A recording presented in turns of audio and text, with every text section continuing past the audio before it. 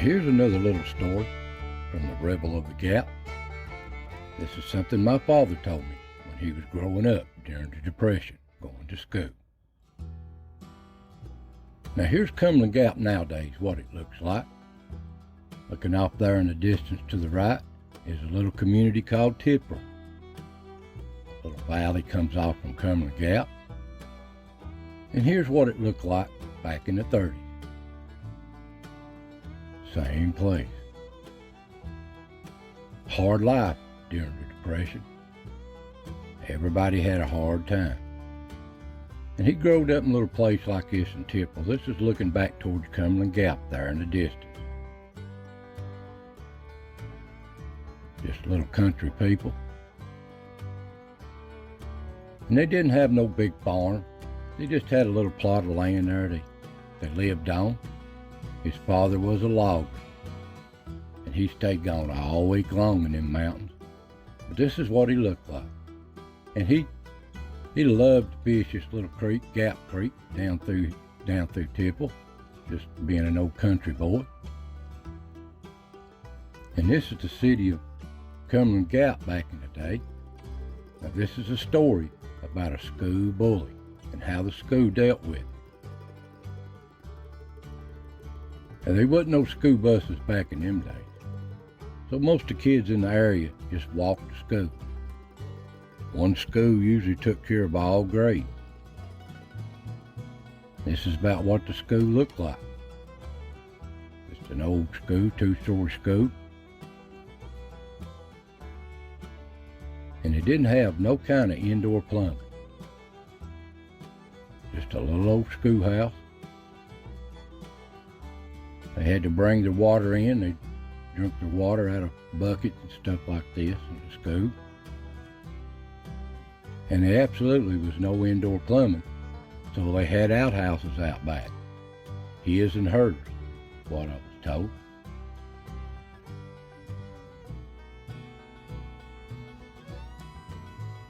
And they just learned like everybody else. This is in the 4th grade, he said this happened. He'd been warned about this bully from his older brothers. But he didn't care about that, because they wasn't going to bully him around. But the school bully, he'd been in this, he was about 3 years older than everybody else. He was still in the 4th grade for 3 years. And everybody despised him. He tormented everybody, girls, boys, it didn't matter who it was. He was just a bully. You've all seen this over time. And they all despised him. You couldn't get out on a playground or going to school or coming back. He wasn't bullying somebody. All the time. Even the girls. And he really tormented everybody for a long time. Even down at the old country store there. He'd hang around out front, try to take from what you had or take you lunch or something. And everybody had enough of this stuff.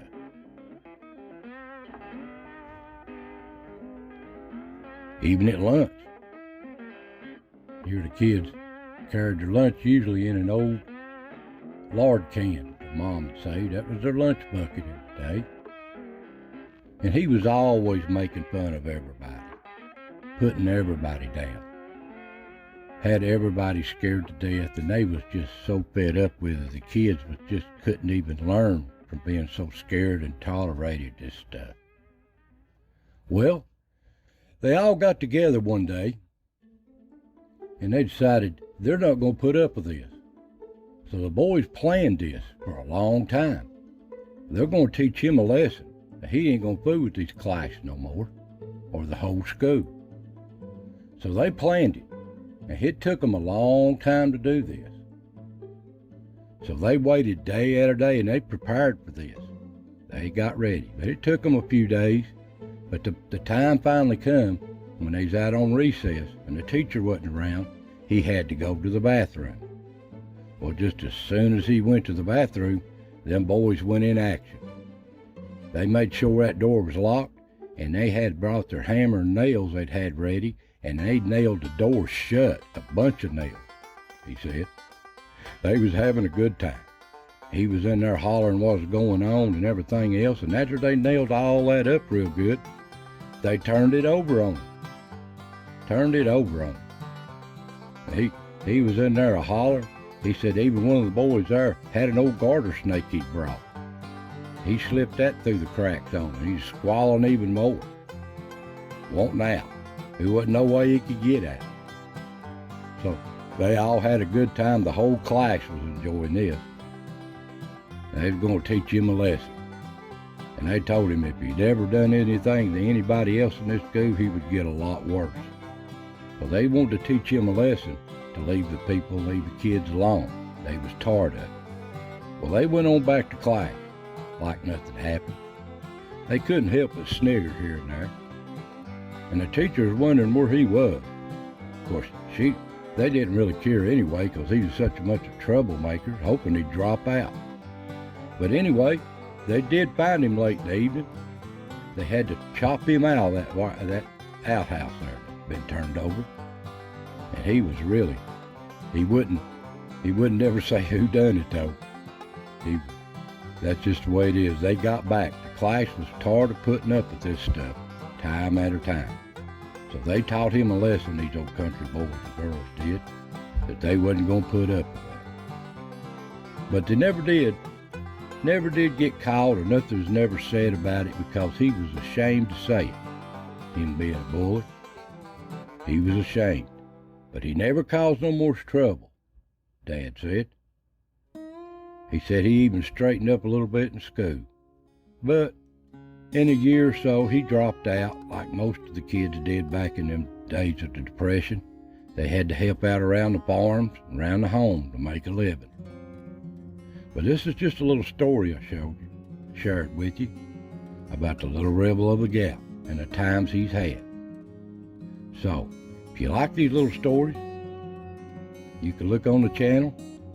I got a playlist just on the little rebel of the Gap. So I hope you enjoyed this little story. So, thank you for watching. God bless, and I'll see you next time.